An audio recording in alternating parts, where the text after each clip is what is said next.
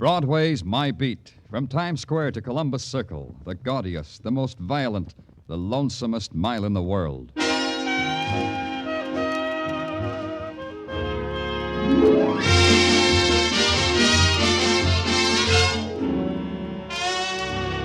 Broadway's My Beat, with Larry Thor as Detective Danny Clover.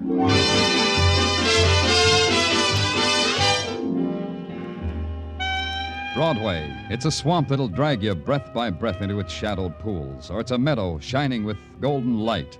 It's a place and a time and a loneliness that reaches out for you, then beckons you into an airless room and locks the door. You get out or you don't. Either way, it's Broadway, My Beat.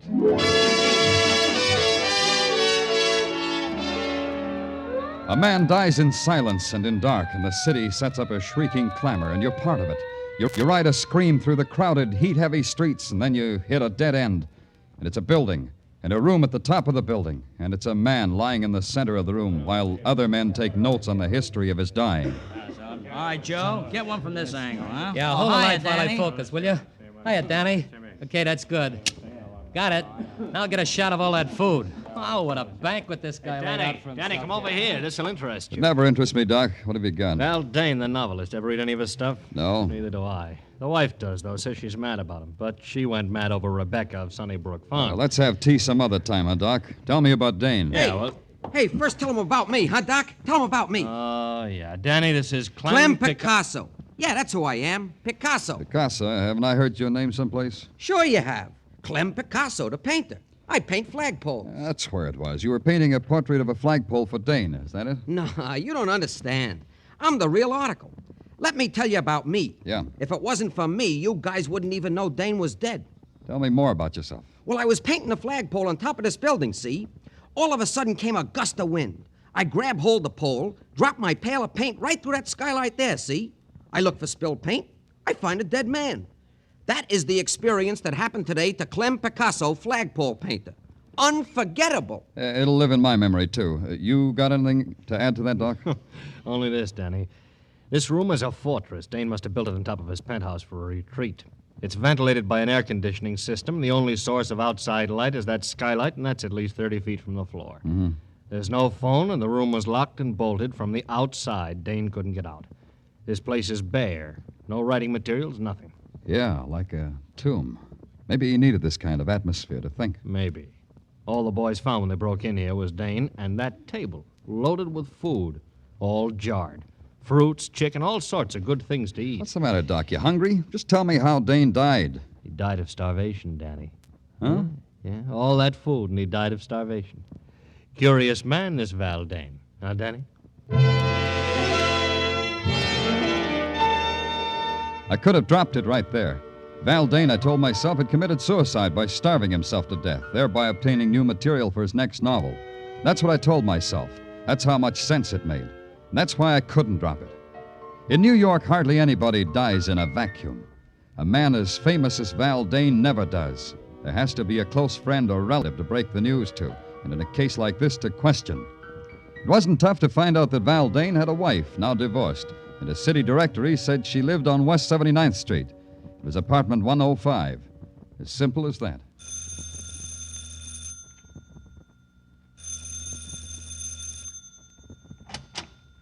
Yes, what is it? You're Mrs. Dane? Well, only approximately. Mr. Dane and I are divorced. I've kept his name for my son's sake. You're... Danny Clover. I'm from the police. Oh, how interesting. We've never had a caller here from the police. Won't you come in? Thank you. I do hope you'll stay until Jimmy comes home. Jimmy is my son, Mr. Clover. I'm sure he'd love to hear the experiences you'd have to tell him. In here, the living room. That's quite a collection of glass toys there on the floor. Clowns, building sets, animals, and all in glass. Jimmy must be an unusual boy. Oh, yes, he is. That's all I have left in life, Mr. Clover. To make him happy. There's something I have to tell you that might make you quite sad. About Jimmy? No, it's about your former husband, Val Dane. He's dead. Oh, I'm so happy. Well, I mean, I'm relieved. I was afraid with Jimmy being on the streets. Then it doesn't affect you, Mr. Dane's death? I think I should be more sad if I read in the papers that a man I never met had died at the age of 93. I see. No, you don't, really. How could I feel sorrow for Val Dane? He was a miserable 10 years thrust into my life. Why do you say that? Because he was a talented egoist. He cared nothing for Jimmy. Cared even less for me. We lived for him. He lived for Val Dane. When did you see him last? 2 years ago. In that horrible cabin in the Adirondacks. He forced us to go there so he could write. And one more thing, Mr. Clover. Yes? When you write your report about me, put this down. Put down Joanne Dane, Val Dane's ex-wife. She's glad he's dead.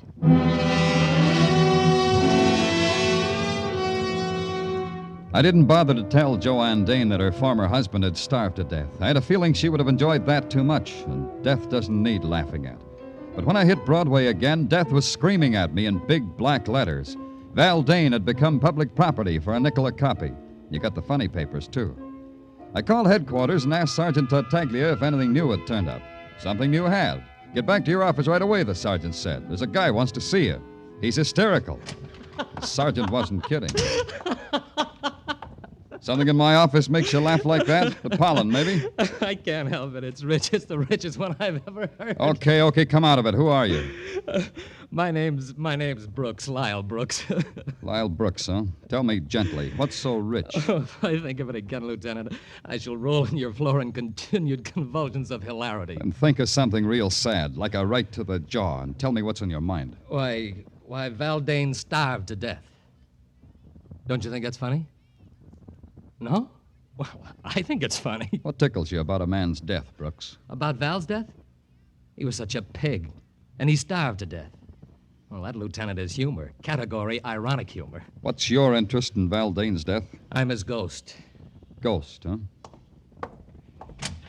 Battaglia. Yeah, Daddy. Now, what do you want? Book this guy for impersonating a human.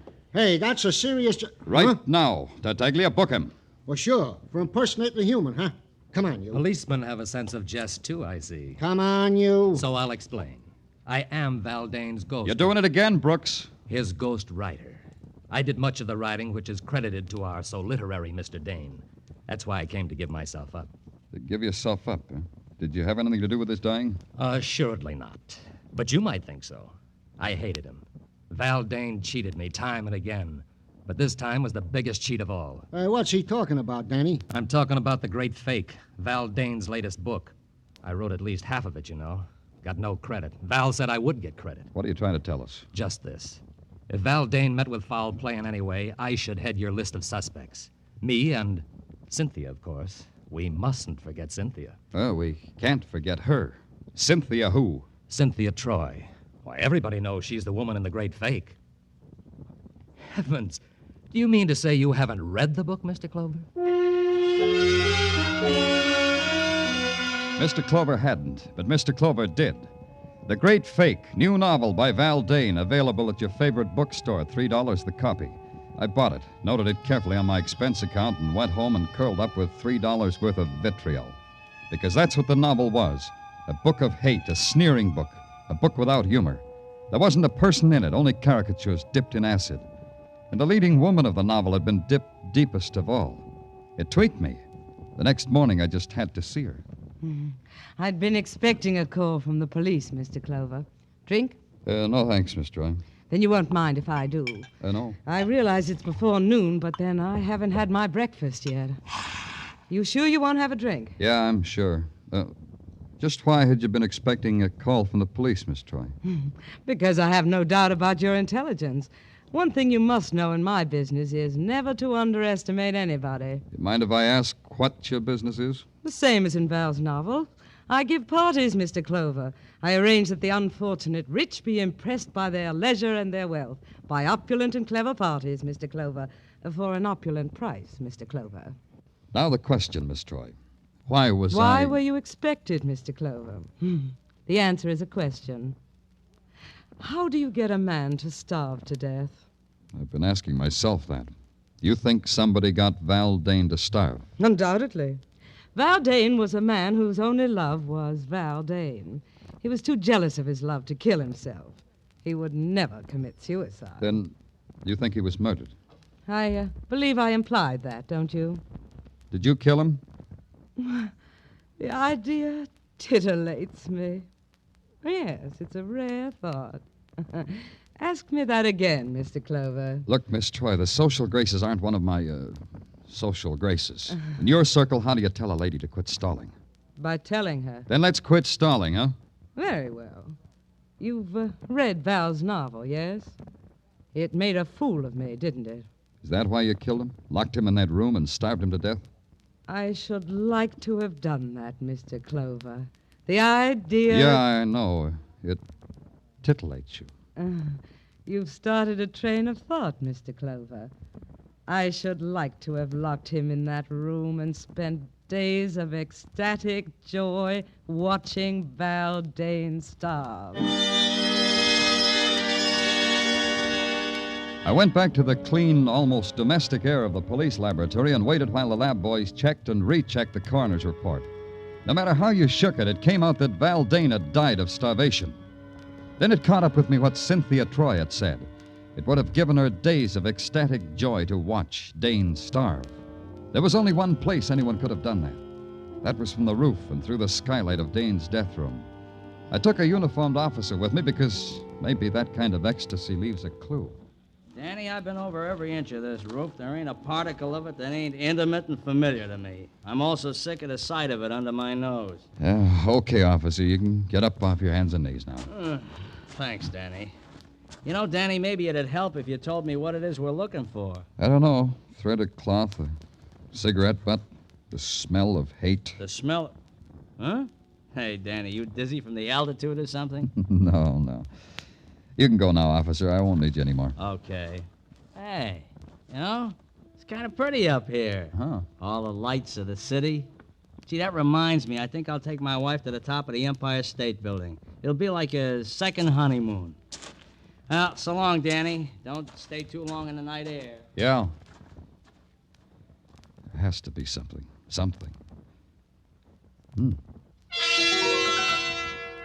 Didn't make sense what I saw. A piece of Scotch tape stuck to one of the panes of the skylight. I leaned down to examine it. And then there was something that did make sense. The sound of someone moving toward me. And then I whipped out my gun and ducked behind the jut of the skylight. And then it found me.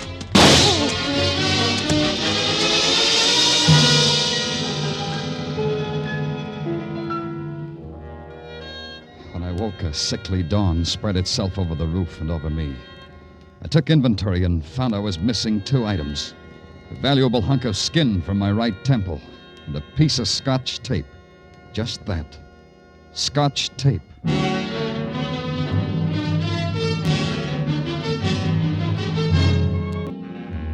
Morning on Broadway is like any other August morning on 1,000 other main drags. People are caught up in a salary to be earned, baseball scores, and the heat. You keep moving and do the best you can. The best I could do was to try to push my way through a brick wall. Progress was practically at a standstill. But by now, one thing was obvious. I had a murder on my hands. Val Dane had been found starved to death in a locked room with a banquet spread before him. That in itself was something to nick the curiosity. But when I got too curious, somebody had taken a shot at me.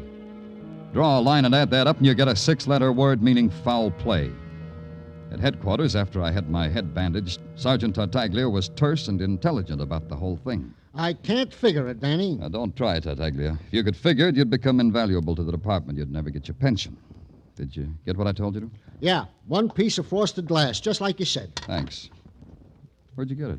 Now, Danny, where would you get a piece of frosted glass at police headquarters?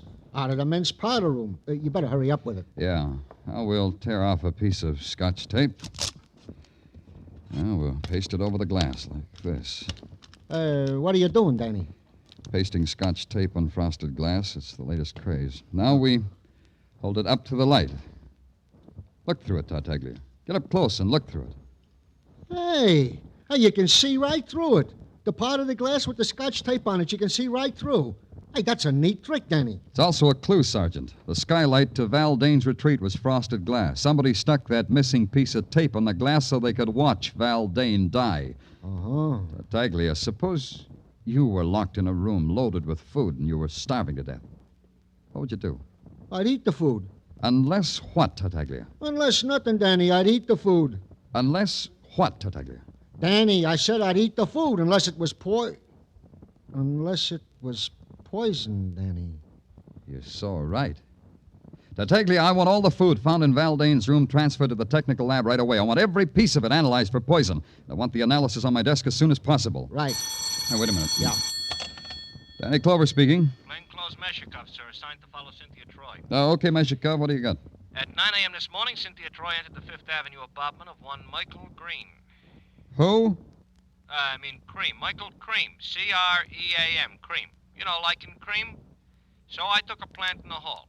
At 9:15, I heard loud voices, which at 9:20 became a heated argument. Who's this Merkel Cream? Oh, him I checked. He's a yogi. A yogi, huh? Oh, that's interesting. These guys go on starvation diets to get next to their souls. Thanks, Mechikov. Stick with Cynthia. Hey, Tartaglia. Yeah, Danny. Get my bed of nails. I'm calling on a yogi.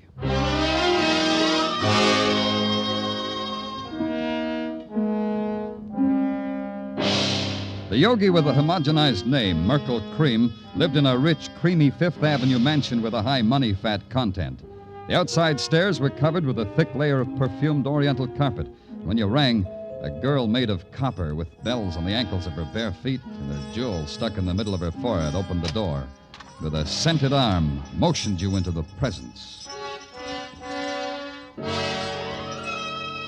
The presence was a muscular man with the body of a professional football player, wearing a plumed turban and an imported English tweed loincloth.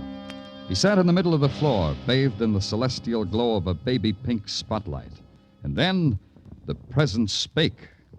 You have come. Yeah, Mr. Cream, Speak not when I speak. You have come. You said that. You have come to attune yourself to the eternal harmony that lies 6 fathoms deep in the cosmic sea. You will go into the cleansing room. Huh? You will go into the cleansing room and there cleanse yourself and attire yourself in a loincloth. You will find a suitable array hanging from pegs. The panther skin for you, I think. Look, Mr. Have Cream... no fear. They are sterilized after each use. Now go, tortured one, go. Look, Cream, I'm not here to cross your palm with How silver. dare you speak to Merkel Cream thus? How dare you, savage? That's me. Look into your crystal ball and tell me why you should scream at a tortured one named Cynthia Troy and vice versa. How did you know? Don't answer. I will answer for you. You are omniscient, clairvoyant, like the me that is the true me. Like the me that is Danny Clover, New York police. I got a hunk of protoplasm named Meshikov who floats under windows and soaks up things like a fishwife's brawl between you and Cynthia. But you are clairvoyant. The Cynthia underneath Cynthia is a fishwife. She pays you to tell her that? Cynthia Troy is a disciple. Disciple fall out sometimes, as you know. I've heard. Val Dane, he was a disciple, too. What did you do to Dane, Yogi? Put him on a starvation diet for his eternal harmony? Then you've read his book. Yeah, he gave you a paragraph. Let's see if I can remember the exact words. The yogi, a vicious parasite, a jeweled vampire, a stinking phony.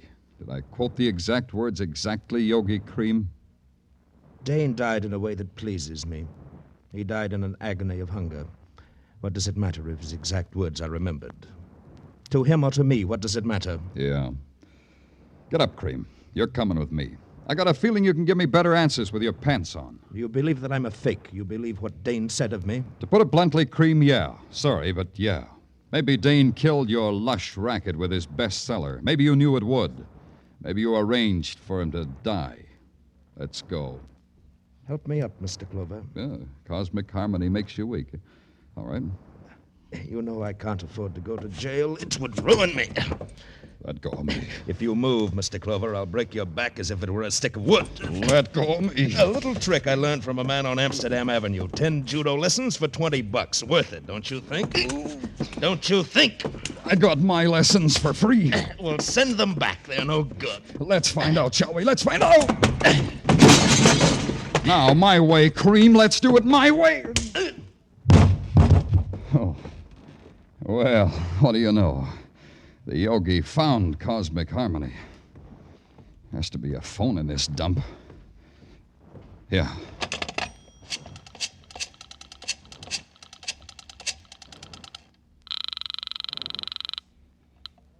Quarters, Tartaglia speaking. Tartaglia, this is Danny. Send a stretcher to pick up Yogi. Mr. Merkle Cream? Yeah, he spilled out of his bottle. One stretcher coming up. Hey, Danny, we got a report on that food. Yeah? Give it to me. I was about to, Danny. You know, it is very interesting. Tartaglia, if you don't talk fast, order a stretcher for yourself, too. What about that food? Well, that's what I'm telling you, so interesting. It was not poison, Danny. Val Dane's food was not poison. Until the Yogi was in condition to talk to me, I had to talk to myself. What kind of man was Val Dane? That was the big question, the important question. Locked in a room long enough to starve to death, and he refused to touch the food, the unpoisoned food at his fingertips. Why? What was the mentality of the man? Once, long ago, he had been human enough to marry, to have a family. Maybe that was the clue. Once somebody loved him. Maybe his ex-wife, Joanne Dane, would be calmer now. Maybe she could divorce her memory from ugliness.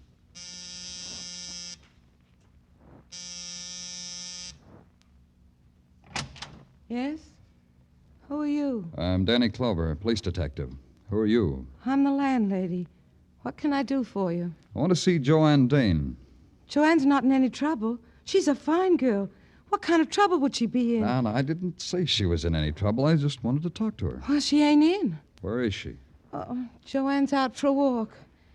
With Jimmy? Jimmy? What are you talking about? His son, Jimmy. Mister, you got the wrong address. Joanne's got no son. Nobody lives here by the name of Jimmy. Say, what kind of a detective are you anyway? Yeah. What kind, Clover? Let's go find out.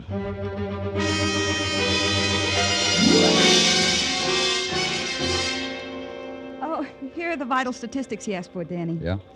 Hey, when are you going to take me to see South Pacific, Danny? Oh, any day now, doll. I'm just waiting for that inheritance. Oh, Danny, stop pulling my leg. Here. Know the vital statistics, Danny. Read it to me, doll, because your voice is like honey. Read it to me. Get him. James Dane, age 4, son of Val and Joanne Dane. Died June 22nd, 1947. Cause of death, accidental poisoning. Death spasms took 4 hours. Remoteness of cabin in Adirondacks made it impossible to reach boy in time to help. Signed, Dr. James Robeson. Hey, Danny, where you going? I haven't finished. Danny, come back here. I've got some things to settle.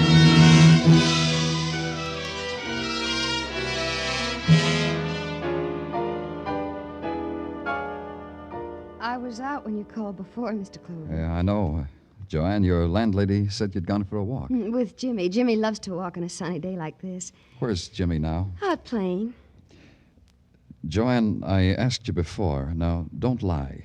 When was the last time you saw Val Dane? I won't lie. A few weeks ago, as I told you. A few weeks ago, yeah. Another question. Why did you go to see him? To ask him for money. I hated myself for it, but Jimmy needs clothes. You see, he'll be going to school this fall, and... I see. Joanne, did you take anything with you, anything that you gave to Val? Well, I don't think so. I can't remember that I did. Food? Why... Food in jars, chicken, preserves, things like that? Well, now that you mention it, Mr. Clover, yes, I think I... Yes, Joanne, you told Val that food was poisoned, didn't you? Just before you left, just before you closed the door behind you. You told Val it was poison, didn't you, Joanne? What are you talking about? Just before you locked the door and bolted it behind you, you told him that. You pointed a gun at him and told him that. Why should I do that? Joanne, listen to me. Jimmy is dead, isn't he? Jimmy dead? Jimmy dead? Jimmy died 2 years ago. You know that, Joanne. No, what? I don't know what you're saying. In the Adirondacks, one summer 2 years ago. Jimmy took some poison by mistake. There was no way to get help soon enough. You and Val had to watch him die. You're making all that up. You blamed it on your husband. You blamed him for bringing you there because it was so remote. No, it wasn't that way at all. Yes, it was. You left that food with your husband, Joanne. You told him it was poisoned. You knew he'd never have courage to taste that food after seeing the way Jimmy died. Your husband took his chances with starvation rather than suffer the way Jimmy did. Jimmy suffer? Jimmy dead? Yes, Joanne, he's dead. These glass toys are only a lie that you're making yourself Put believe. them down. They're Jimmy's toys. Your final revenge, Joanne. You had to watch Val die. Yes. You came back each night to look through the skylight. Yes. Finally, when he was dead, you came back to remove that tape. That's when you saw me. Yes. And I wanted to kill you because I was frightened of you, Mr. Clover. That's the only reason. I didn't hate you then. You've got to believe me. I didn't hate you. Joanne. But I hate you now. And I've got to kill you now, Mr. Clover. I've got to. Joanne, put down that gun. I'll kill you. You broke Jimmy's toys. You broke them. Oh, Jimmy. Jimmy, all your beautiful toys broken. All your toys. Oh, Jimmy. How can you forgive me, son? I'm sorry. Oh, you're Hello? beautiful. Give me the police department. This is Danny Clover. No, I don't want a riot squad. I want an ambulance and a doctor.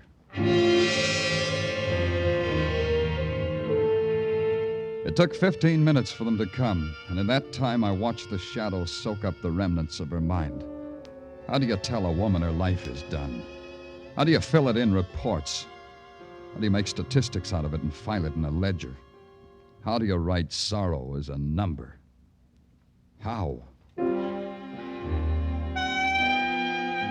Broadway's really living now. It's got a creamy yogi back in circulation. Cynthia is throwing a marvelous party for Patrolman Mishikev. And the ghost, Lyle Brooks, he's haunting another author. Broadway's jaunty now, and it wears a chip on its shoulder. It's flexing its muscles and daring the nighttime. And before it's over, it'll tear itself apart and laugh at its own agony. It's Broadway, the gaudiest, the most violent, the lonesomest mile in the world. Broadway, my beat.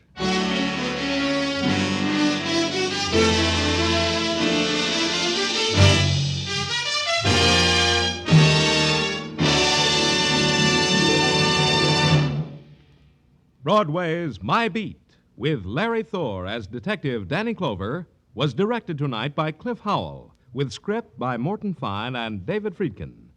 Musical direction is by Lud Gluskin.